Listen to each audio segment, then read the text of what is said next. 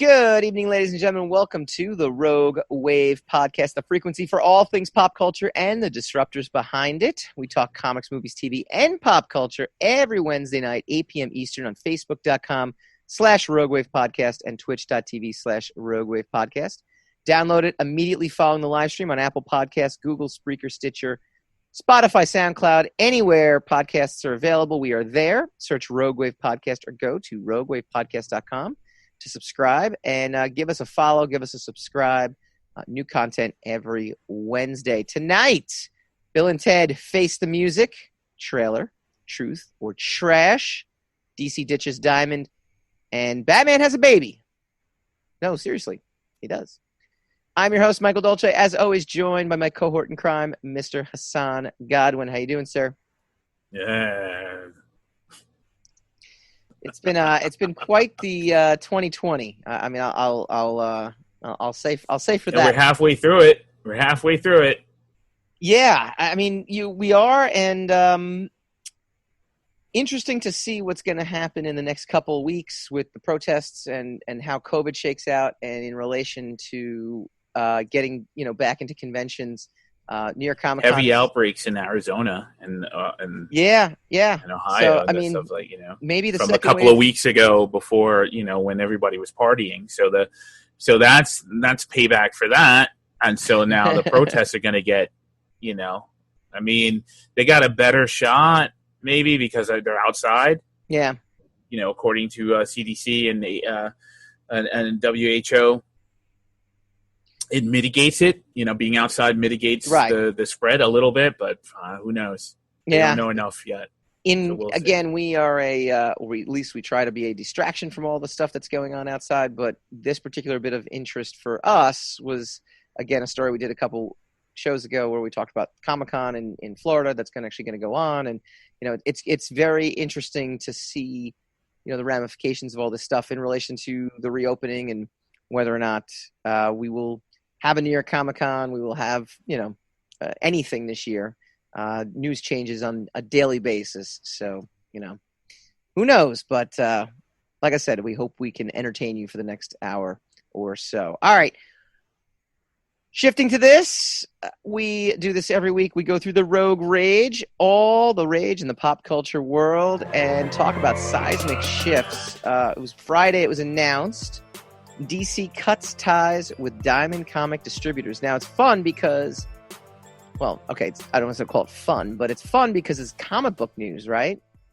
And normally we're talking about that in a while and things like that, but this one is so huge in the ramifications to the comics, which will then have ramifications to the movies and whatnot going forward in some way, shape, or form. That everyone's been talking about this. It's a big deal. This is a Hollywood Reporter first, I think, reported it, or I think several outlets did. The publisher will no longer distribute through industry leader in comics distribution. The announcement came via an email to retailers sent Friday. They're going to be fulfilled by Lunar Distribution and UCS comic distributors, which they actually created during the COVID crisis when Diamond, stopped shipping new comics to comic book stores due to the pandemic. We recognize that to many of you, this may seem like a momentous decision. However, we can assure you this change in DC's distribution plan has not been made lightly. It follows a long period of thought and consideration. It's in line with DC's overall strategic vision intended to improve the health of and strengthen the direct market. A lot of people want to get in on this in terms of what it means. But the first thing that came out of this was, of course, all the retailers started complaining. Really started complaining. And so much so that Mile High Comics did a sale, a 50% sale, DC sucks. Many retailers took to Chuck Rosansky from Mile High Comics being, I think, the lead one that everyone was kind of quoting of how poor a decision this was on DC's part. Do you think this is a bad decision on DC's part to do this? For the ramifications to the industry? Not even a little bit. Right? I mean, look, you can't run a country. You can't run a company and a business, that employs hundreds of people and then be held at the mercy of another company that just Right. decides we're not going to publish, we're not going to print anything. We're not going to send anything out to. Yeah, George is at the sniffles, so out of fear of Corona, we're going to shut down for 2 weeks, and thus shut down a couple of industries, from being able to distribute. So, okay, we weathered that, we dealt with that. Now that or seemingly over, as close to over as we're going to get for the time being, we have to look to the viability of our own company. We have to look at our own ability to stay in business, barring any kind of natural disasters or in spite of any kind of natural disasters. So obviously this is a liability. This is a serious infringement on our ability to make revenue, right? Yeah. So we got to find a way around it, and they did. And this is what we were talking about for weeks after when the thing happened for the first time in the first place. They should have had contingency plans in place to be able to print or move on even before the crisis came along. Yeah. To let one company have a monopoly on whether or not other companies could even do their business is a crazy system. It really is a crazy system. It is, and it's one that people are now wondering, like, is Marvel going to follow suit? They should. I don't know if you cut ties with Diamond altogether, but you find alternatives, and then you alter your deals. I was reading about this too, and they said that basically this is not something that caught people by surprise. Obviously DC set this up because of COVID, but then also Marvel has also switched their entire catalog online as well too, and it was actually something that was criticized when they did it a few years ago, because people were worried that, well, now that they're going to be online, retailers are going to get used to going online. People are going to get used to going online, and that's going to undercut, the comic book retailers, because they're going to get used to doing things digital, and they're going to have their catalogs out there. But it's also could be a precursor to them, not using Diamond either. The biggest loser in this is Diamond, because they're not going to be carrying DC books. Good. The second biggest loser in this, and I only say that because there is, the change is tough, is the retailers, because now they're going to have to leave their comfort zone. So this is from The Beat, from Heidi McDonald's wonderful website, which you guys should all check out. It's really great. She wrote, what did she write here? I have it here somewhere. That basically retailers were complaining, before diving into the responses to the DC Diamond split, fundamentally this is a head snapper. For years, people have been complaining that Diamond is a monopoly, a benevolent monopoly that bails out shops and publishers alike, but a monopoly is usually a bad thing. Perhaps as proof of the proverb that comic retailers like to complain, these years of complaints about Diamond, complaints I've heard publicly and privately, have changed to the devil you know. Maybe the updated proverb is retailers hate change. I think that kind of sums this up pretty adequately. And you don't want to be callous about like people who are going to lose their stores, and they're going to lose their livelihood, or they're going to have to cut staff and fire people, and there's going to be loss from this. There are going to be people who lose, and that's never a good thing. When people lose, it's never a good thing, right? But the industry has been on the verge of sea change for years. How long have we been in the periphery of the industry? Mm-hmm. How long have they been talking about like these changes that are coming along? How long have they been talking about the fact that it's collapsing? How long that they've been saying these things? Pretty much since we got here, right? And it's kind of a mutually assured destruction system that they all had. That look, nobody's bucking the trend. We're not going to be the ones that buck the trend. If this is the industry standard, if Diamond's the industry standard, then we just need to do what we can to be in bed with Diamond, right? And so no one's going to, and no one new who comes along, well, I'm going to sidestep Diamond. I'm not going to use Diamond. And then they levy their control against you. They control where you can distribute your work. They control what retailers, whether or not the retailers want to buy your work from whatever other printer. I mean, there's there's a complex network of things that go on that make that kind of enforce the monopoly of Diamond. But DC left. DC left pretty much probably, and this is only speculation, because a viable contract was broken when Diamond shut down. Diamond shut down, and DC found out through no fault of their own, they're shut down. And they decided, we can't do this. It's plain logic. I cannot do this. It's like the fuse box at your house in your neighbor's house, At any step they could just turn the power off to your house, Now, your neighbors are cool people. They acknowledge the anomalous construction decision that made it the way it is. They swear they're going to defend that switch at all costs, and they're not going to mess with it. Yeah. You would be foolish to accept the situation as it stands. You own your house. You want to be in control of the power that comes in and out of your house. Yeah, that's just a simple thing. It's just like that with any business. Mm-hmm. You want to control the revenue that you make as to whatever level you can control such a thing, right? The market's already going to rip you to shreds, just by competition, just by the viability of whatever your product is and how strong your marketing sense is, blah, blah, blah. There's a whole lot of reasons and pitfalls where you could fall apart. The one thing you don't want to have to worry about is the people who are supposedly your partners, deciding that they don't want any skin in the game anymore, because of whatever happens. It's an absurd arrangement. It's an absurd system.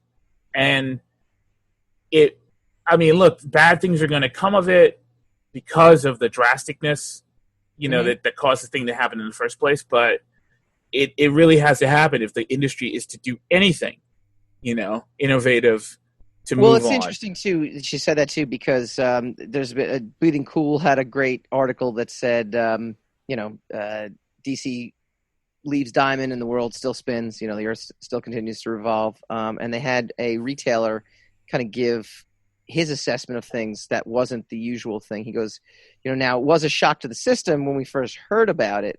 But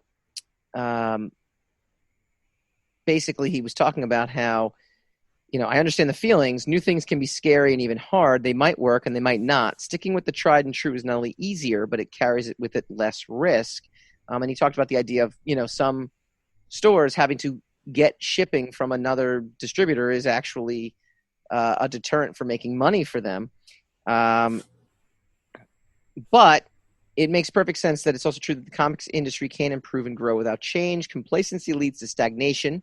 The shops stay the same, so the fans stay the same, so the stories themselves stay the same. Eventually that spells the demise of the entire industry, and no one involved wants that, not Diamond, not DC. Everybody's already talking about that, right? Everybody's talking about how stale the stuff has become, how stagnant everything is. Everything is very samey. Everything is, nothing's going anywhere. Or the fact that no matter what change has occurred, whether you like it or not, you got to wait 5 minutes. They're going to reboot everything. We're already dealing with a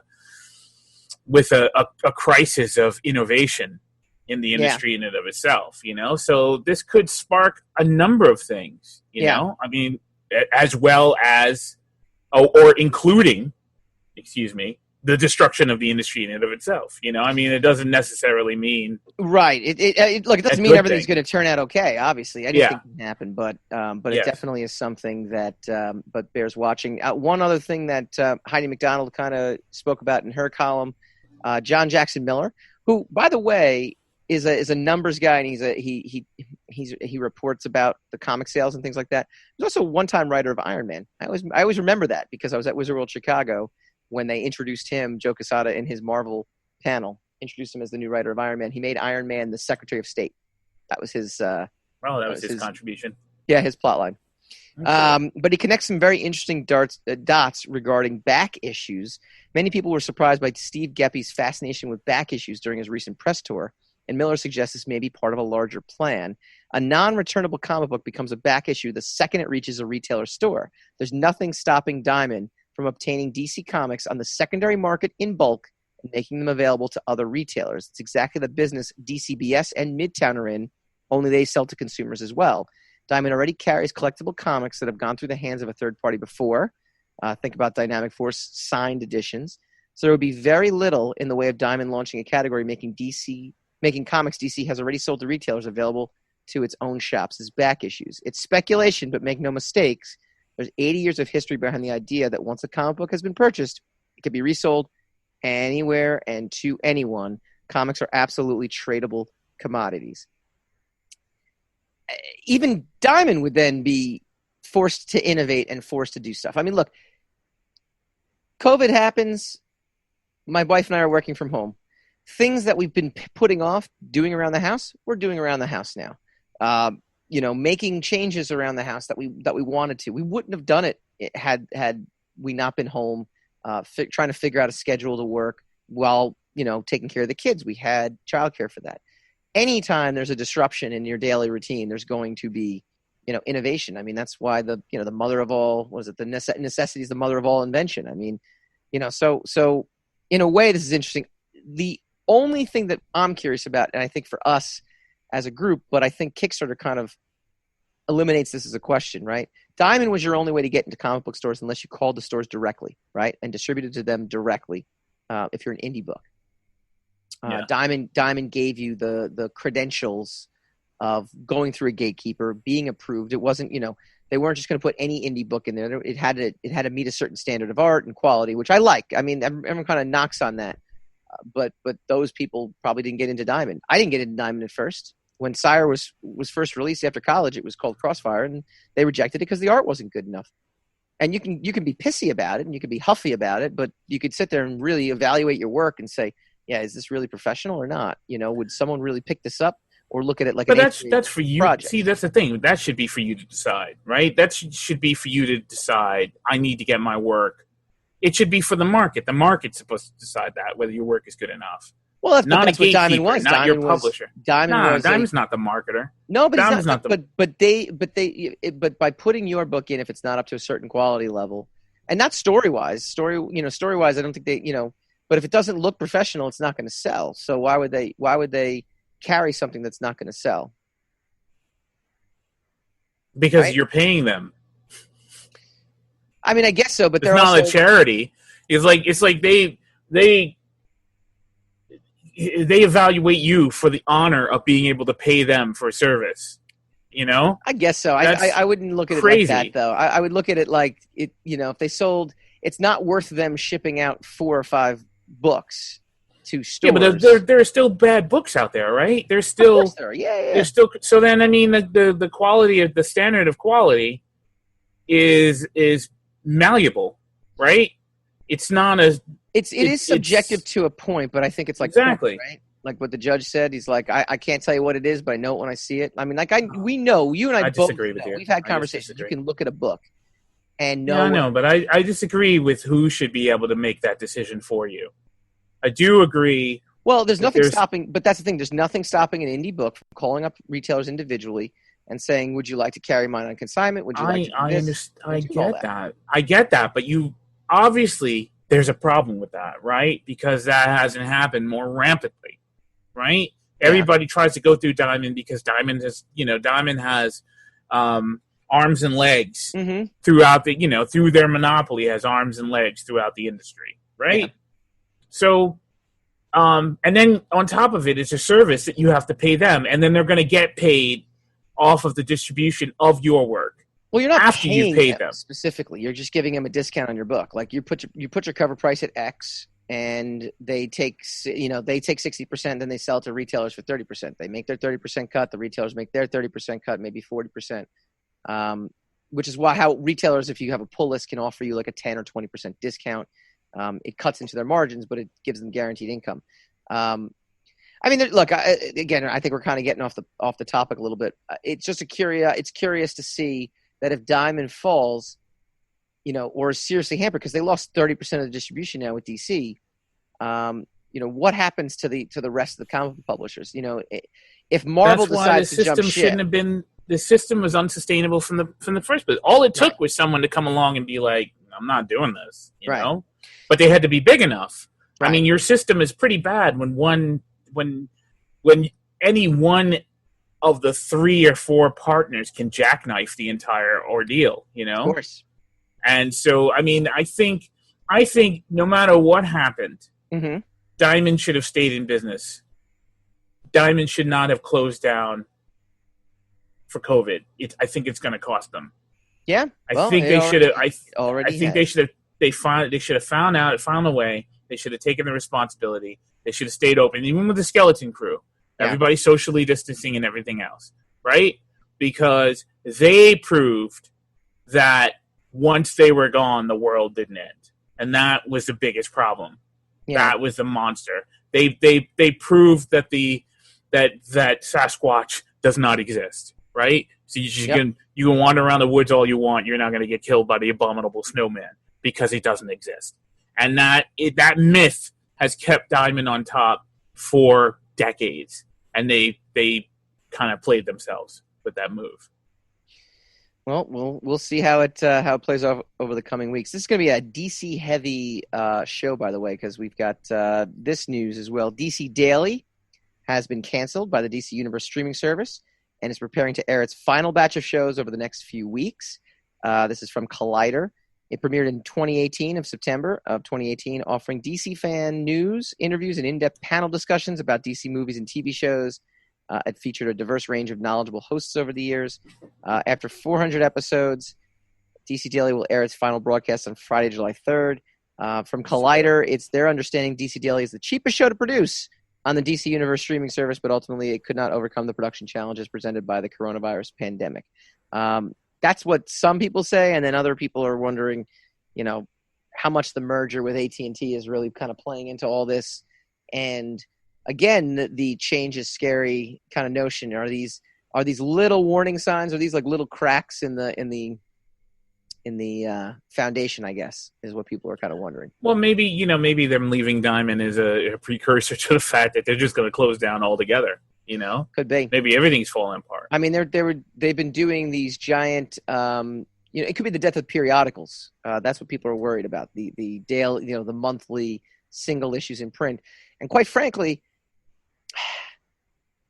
it wouldn't shock me if that is what ends up happening. I mean, the retailers themselves. I don't know how any retailer, forget just comic book retailers, can survive. Yeah, I mean, even you and I were talking off air about how this pandemic has now gotten us even more used to just shopping online and being able to just get stuff instantaneously. My kids, for the most part, we try to keep them off phones and screens, and we do a really good job of it, to be honest with you. But even they're still used to like, hey, I want to hear that song again. Okay, great. I'm gonna, just the ability to easily play, to easily find children's music versus like when we were kids and had to go buy CDs or records or whatever the case is, and just skip to the song you want to hear, creates this sense of immediacy that monthly periodicals, having to go into the store and pick up the books and do all this stuff, we'll see. We'll see what ends up happening. All right, nostalgia aside, when we come back, we get nostalgic. Bill and Ted back. Bill and Ted 3, teaser trailer, Truth or Trash, when we come back.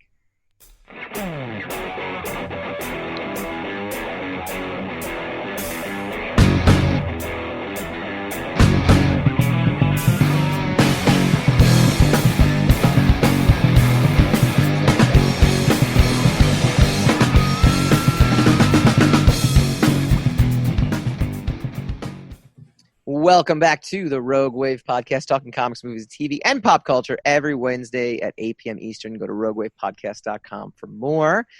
All right. It dropped finally some new content.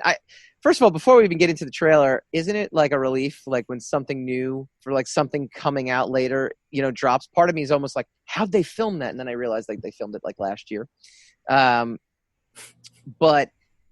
the Bill and Ted 3 trailer dropped. It was a teaser trailer. I know. David Rosenberg on Facebook likes to make sure that he points out it's just a teaser trailer. Shouldn't get too excited about anything. That being said, I posted on Facebook, facebook.com/RogueWavePodcast. I was a little disappointed. And I don't mean it in any sense of the story.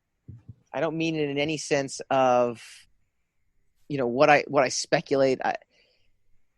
It just left me sad. It was sad. Like when you get older and you see some people from high school and they haven't changed and they kind of look exactly the same, you just kind of get a little sad. You're like, oh man. Seeing Keanu Reeves and Alex Winters, but being really super old, just kind of made me sad. Like it didn't. I don't know. There was something about it where I'm sitting there going, like, I don't need this movie. I know we talk about nobody needs anything. I really don't. I don't need Bill and Ted to come back in any way, shape, or form. It's like watching It's like watching old Indiana Jones. I don't want to see old Indiana Jones. I want to see 30-something Indiana Jones. I don't want to see old Bill and Ted, still rocking out. Like, it's like going to see the Rolling Stones when they're in their 70s. Like, after a while, you're just kind of like, that's just sad. I don't know. That was my initial reaction to the film. Hassan, your to the trailer. Yours was? I liked it. I thought it was fine. You thought it was fine? Did it? Yeah, I mean, like they obviously, it's been almost 30 years, so yeah, they've obviously aged. We haven't had a shortage of Keanu Reeves sightings between then and now, so I know what he looked like, But it's funny, he didn't even look like that. Like, they look very plastic, very like made up, and it just man, it hurt. Like it just okay. Again. Rachel White commented. She said, "I thought it was a bit cringe," and I said, "Cringe is a good word. Like, forget the story, forget anything that we saw. Just the look of it. I don't know, man. I don't know. Something about it. I almost wish they would have done like their kids or something. Just something different. Who's the audience for this movie too, by the way? It's got to be people in our age group, right? In theory, yeah. Right? Like no one. And then, Keanu Reeves fans and whatever. I mean, sure. And he's going through a Keanu-sance, as people have been, Well, it only lasts until one of his movies doesn't do well. Like, I'm looking at a lot of the reactions. Shaq O'Donnell, who is famous for being in studio with us, where you use the Jedi mind trick to make him go from loving Last Jedi to hating Last Jedi over the course of one podcast. It was really exciting. Teaser trailer is supposed to hook you. There's definitely a little nostalgia, but not enough to make me go, wow, this is a movie I absolutely have to see. And that's coming from somebody who really, really, really wants to see the movie. I kind of did too. Like, I think when I first heard that they were doing Bill and Ted 3, part of me kind of smiled because I was like, oh, well, it's Bill and Ted. Like, that's kind of a neat, return. But these movies are always disappointing, I feel like. They're never quite not Bill and Ted movies. I mean, anytime you bring back someone from like 20 a sequel 20 years ago, name me a sequel right now. We'll go through some sequels. Name me a sequel that happened 20 years after the fact. And I'm saying 20. I know Bill and Ted's is 30 years after the fact. That was really as good as the featuring the same actors. Blade Runner. That was good, but what did they do? They brought in Ryan Gosling to be the lead, and he took up most of the screen time. So I give you Blade Runner. Excellent. Blade Runner 2049. You didn't add caveats. I didn't add any caveats. I'm just saying why, but I'm explaining why I think that is a great choice that you picked. Mad Max, maybe. Mad Max. Mad Max was great, but it didn't have the original. I mean, the original characters. Tom Hardy was recast. So you just don't like old people in your movies. That's I don't. Yeah, no, I definitely don't. Okay. I definitely don't. I don't like them. I don't like them when they try to use them in the same way that they did. How do you know how they're going to use them, though? Well, because they basically explained in the teaser trailer that it's... No, they didn't explain anything in the teaser trailer. Really your song was supposed to unite us. It didn't. Yeah. So, how's that? And they didn't live up to the potential. Yes. I mean, how else is that supposed to go? I mean, you don't know. You know what the premise is. You don't know what the story is. You don't know what happens. You don't know who those characters are. You don't know anything about it. It doesn't give you any information. Now, look, you saw the teaser and you weren't impressed. Okay, That's how that happened. I got sad. Okay. All right. But that doesn't mean anything because you haven't seen anything. You don't know anything. You just don't like what you saw. They could CGI up Keanu and Alex Winter so that they're not as... They're not going to, because I think the whole point is that they're old. You know, you just have to get over, either don't go see it or you got to get over your old-ish ism thing. That's all. There are old people and they do make movies. You're saying it's a me thing, that I have the problem. I'm not saying it's a you. Look, in the course of this conversation, in the context of you and I talking about what you liked and what you didn't like, yes. Yeah, it's a you thing. Totally it ain't a me thing. Gotcha. It's not me, but I don't know. Who knows? It's not you. It's me. You better believe it's me. If anybody, it's me. It's you. I mean, I don't really have a problem with it. Now, look, if the movie comes out and it's terrible, then I will have a problem with it. I'm like, I don't think they should have done this. This is terrible. But for right now, I don't know anything about it. Brian Everham commented. Brian Everham, friend of the show. Honestly, I thought Alex Winter was fine, but Keanu looked out of place. His facial expressions, the way he spoke, seemed more like John Wick than Ted. On it. I mean, the whole point is they're supposed to look. They're supposed to be like that. They were wannabe hipsters. They were who aged into wannabe hipsters. You know, like I think the whole point is how stagnant they are. I don't. Okay. All right. In the preview, Keanu seemed way too serious and stiff. Of the two actors, I never thought he would be the problem. That was my impression when I watched it. A minute and 21 seconds. Yeah, but there's a minute and 21 seconds of horror. I understand. Horror. Don't go see it. Well, I'm still gonna go see it because it's the thing. I understand what you're saying, but the things that people are complaining about are all superficial. They're all like shallow and superficial. Yes, absolutely. So this is why I'm not paying any. I give it no credence. I don't know what the film is going to be. You know, I don't know what it's about. I don't know if it's a good or bad idea. Now, the other thing I'll say is that though I love the first two movies when I was younger, I'm not a legacy hound to the point where this movie is going to ruin the legacy of the other two movies. It doesn't, it doesn't bother me. If this movie comes out and it's terrible, I'm going to be pretty much the same I am right now. My world will not have changed. Well, let me ask you a question. It'll just be like I can watch these two movies and then I can stop. I'm going to call foul on you. Just like Star Wars. I was just about to bring up the sixth one, and then that's it. And then there are no more Star Wars. But that's what I'm saying. I'm bringing up Star Wars because you said exactly that the new sequels did not need to finish a story that was already finished, but then they ended up ruining the story that we had seen. I didn't say they ruined it. I feel like you did. You feel like I did, but I didn't. And we're not dealing with your feelings. We're talking about me. I don't feel they ruined Star Wars. Star Wars, wherever I decide to cut Star Wars off in my world, is my business. If I decide that Star Wars doesn't go any further than Return of the Jedi, including the prequels, episodes 1 to 6, if I decide that's Star Wars, then that's Star Wars. I'm still good, right? When we did, don't feel that the sequels ruined the saga. I think that sequels weren't good movies, personally. Right. And they made poor additions to the saga. Yeah. I don't think they added anything, but they certainly I will not allow that they have taken anything away. When we did our Temple of Doom retro review, it didn't ruin. Yes, Crystal Skull doesn't ruin Raiders or Temple of Doom or Last Crusade. I mean, Temple of Doom might have ruined it for Temple of Doom for some people when we did our retro review. But it didn't help. Like, it definitely didn't help. I don't know. Like, there's part of me that just sits there and says, just kind of, let's say, I mean, look, of course, it's not life or death. I get it, but I don't know. All right. Trailer truth or trailer trash as to how good the movie's going to be. Was this teaser trailer truth for you, that it's going to be good, or trailer trash that this movie is going to be trash? Oh, my God. I just spent like 10 minutes telling you I don't know. Well, I know, but so how would I speculate on that? I know that's your setup, but I didn't actually ask you. Now I did.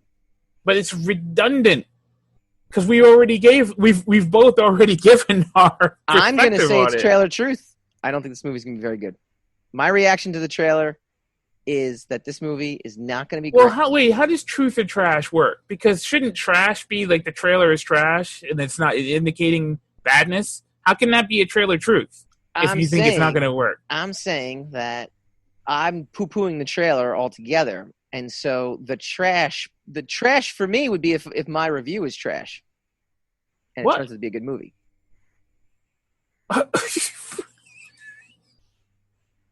You like what I did there, right? No. I'm glad, Hassan. I like keeping. No, you're not. No, you're not. I need to keep you on your toes. I am not. It is not contingent on you keeping me on my toes. Complacency is trust me. Of our I have show. never been complacent in my life. Don't you worry, young man. Go, I think that.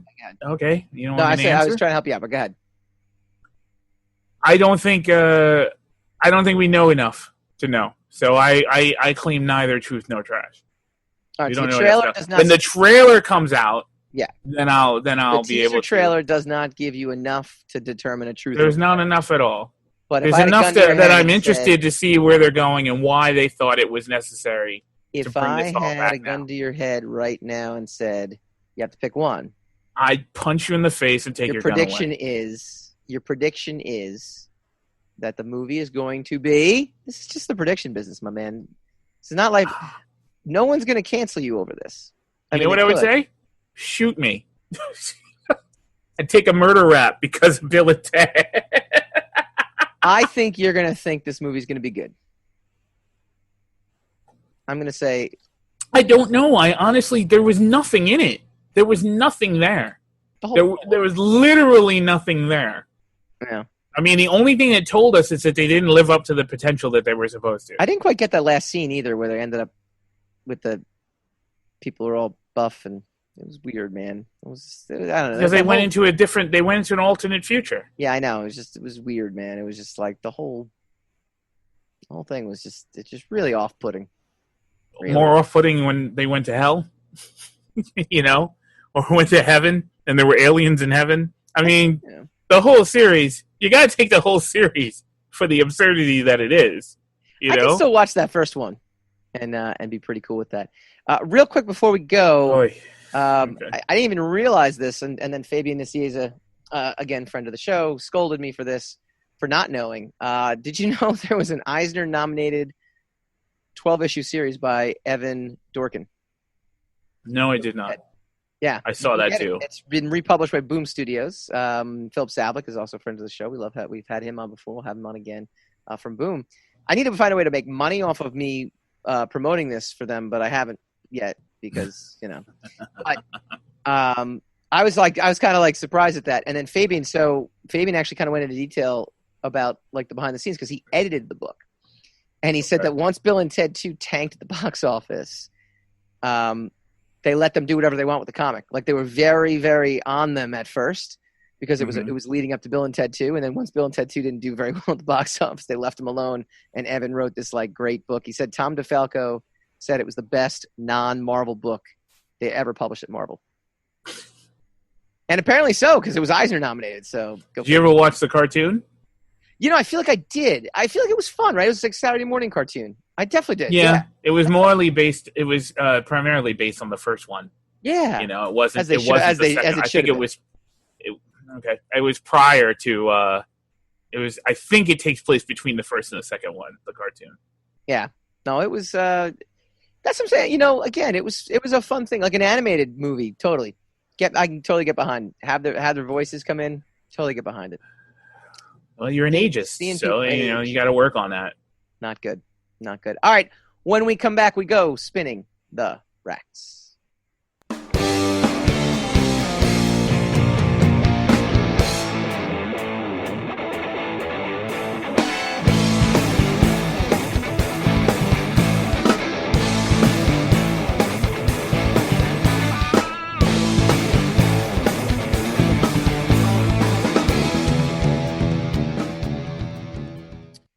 Welcome back to the Rogue Wave Podcast, talking comics, movies, TV, and pop culture every Wednesday at 8 p.m. Eastern. Go to roguewavepodcast.com to subscribe. We are big fanboys of comics and graphic novels, and every week we like to bring you the inside info and the source material that will make its way onto the large and small screen. We call this segment Spinning the Racks. Spin the rack, spin that rack. I'll say it again. I got very good at this, and this one's for the audience. See, that's very good. Yes, spin that racks. Spin those racks. For her 80th anniversary, Catwoman had a bat baby. No, seriously. Back in February, when the world was different, Batman scribe Tom King tweeted a tease of an upcoming story, a wordless image of Batman and an incredibly pregnant Catwoman embracing on top of a gargoyle, like the world's most leather-clad maternity announcement. This is from Polygon. Speculation took off. Was this a dream sequence? Was this real? Was it something from his upcoming Batman Catwoman series? The story turned out to be an 8-page feature called Helena in this week's Catwoman 80th anniversary 100-page. Super spectacular. Takes place in an alternate timeline, featured in King's extensive run on Batman, in which Batman and Catwoman marry, become a crime-fighting team, and live to grow old and die of totally mundane things like cancer. In the middle of all that, the two superheroes have a super baby. Mundane. Okay. Well, I mean, it's Jesus. not like the Joker gave him the cancer, or maybe he did. Who knows? Well, I mean, mundane. You can't call cancer mundane, but all right. Last week's Catwoman 80th anniversary special ran Selena Kyle through many versions of herself that included a trip courtesy of Tom King, Mikhail Janin, and Jordi Belair to the version of her life seemingly abandoned by DC Comics. One that also tied in with Tom King and Lee Week's Batman Annual 2 that told the first days of Batman and Catwoman together to their last and the death of Bruce Wayne. Along the way, we also meet the new Batwoman, daughter of Bruce and Selena. So some cool things going on. Lot of writers on this one too. The 80th anniversary of Catwoman, Ed Brubaker, Paul Dini, Tom King, Ann Nocenti. Oh man, haven't heard her name in a long, long time. Will Pfeiffer, Mindy Newell, and others. Adam Hughes, Lee Weeks, Steve Rude, Jim Ballant. Oh man, Jim Ballant used to draw Catwoman way, way back in the day. I'm not sure whatever happened to him, but I guess he's still doing some Catwoman stuff as well too. A real who's who for DC celebrating all this stuff. So, first of all, I'm curious with the Pattinson movie coming out, and it kind of, it's going to feature Zoe Kravitz as Catwoman. I mean, I think you can tell DC's really building up, the Batman Catwoman brand. Utter speculation. I'm not going to hold you to anything. I have to say that because otherwise you get very nervous. How much of this is going to spill out into the movies, you think? I actually have a strong, I have a strong feeling it's going to. Okay. I mean, there's been so many iterations of Batman, you know? I mean, look at Birds of Prey, the TV show, which is Batman's daughter. There've been so many iterations of this particular storyline. That sure, they will. It doesn't matter if it trickles into the movies. They're going to change the movies in about 5 years anyway. It's going to be a completely different Batman. It's like James Bond. It's like everything that happened really won't have mattered because the new guy's going to come on. The whole thing will be rebooted. The Waynes will be killed again, and then we're going to go on whatever new adventure we're going to go on. It's funny because I guess comics have always been like this, even going back to like the 70s, 80s, and 90s where, change happens, but then it's kind of temporary change because the idea is you constantly have to keep putting, resetting the main hero back to square one. The only book that never really did that was Savage Dragon.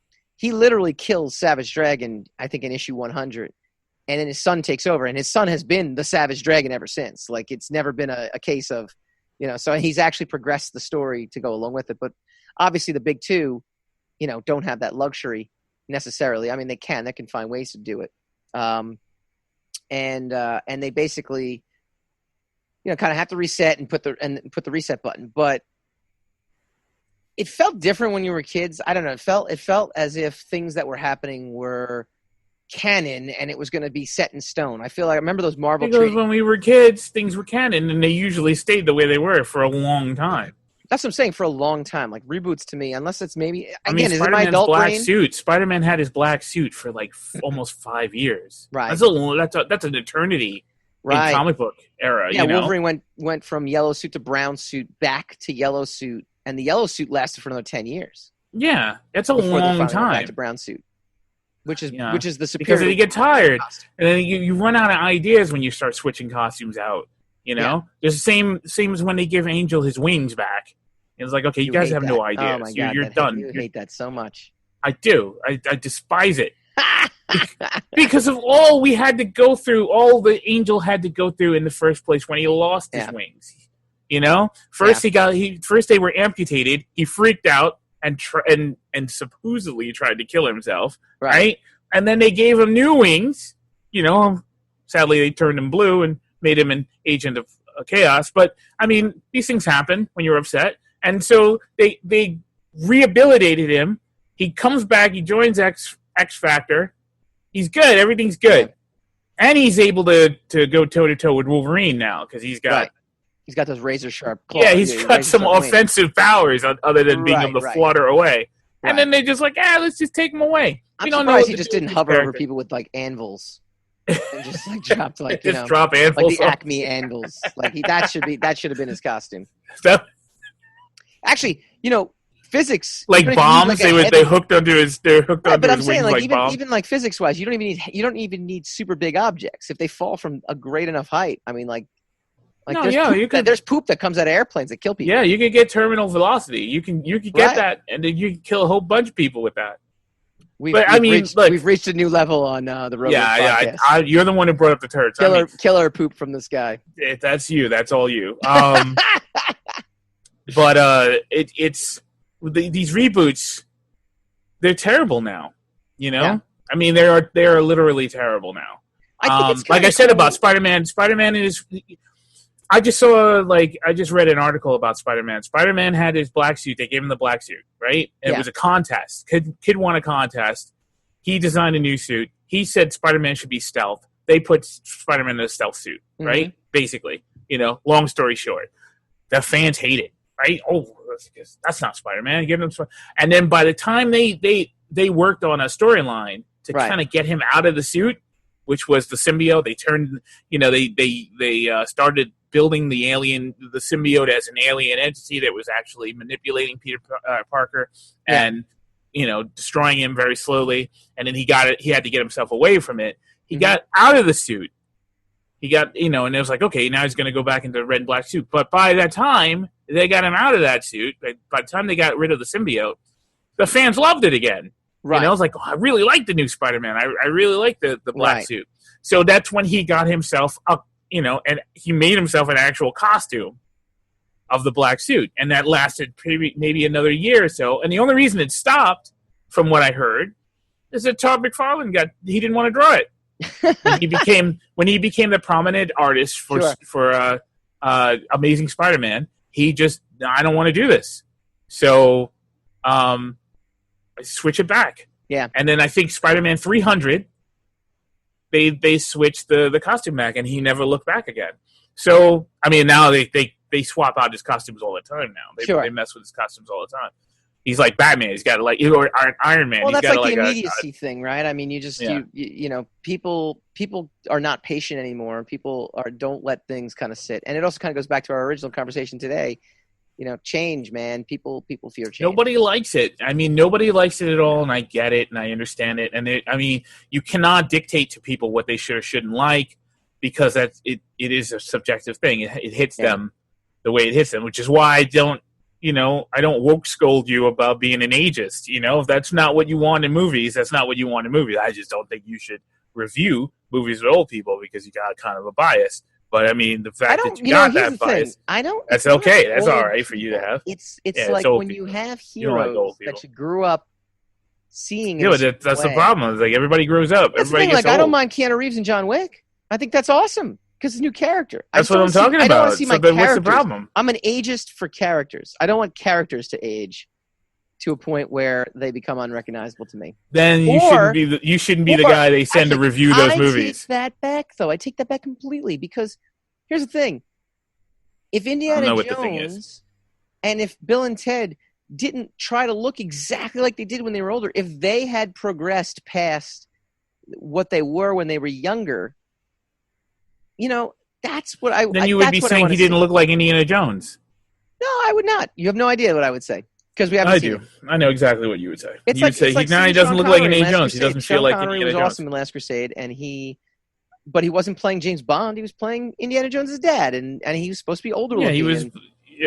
But I mean, you also didn't have a nostalgic attachment to him because he wasn't any of the character. He was playing a character for the first time. I agree. I know, because I'm right. I'm just saying. I think that's all. I mean, you got to deal with it. It's not Words that wrong. made me sad. I mean, there's no hate crimes or anything like that. You can feel that way if you want, but that's just bottom line. You're just kind of an ageist, you know. And then maybe you shouldn't review these movies because you're an ageist. We've got some awesome things coming up in the next few weeks on the Rogue Wave podcast. Besides our new set that we're building out as we speak, it's all leading up to July 1st, which will be an awesome event for us. We can finally kind of pull the curtain back on all the cool changes that have happened to our podcast over the past year. And we've got some great guests coming up and some great news and just a whole bunch of cool things. That being said, next week, we'll piece together some more stuff off of the news of the day because news is happening all the time. Look forward to the end of this month, though. Going to be some cool stuff coming around. Anything to add to that, Hassan? Or nope. Nothing. We're going to sign off on this note. All right, guys, we will see you Everyone next be safe. week.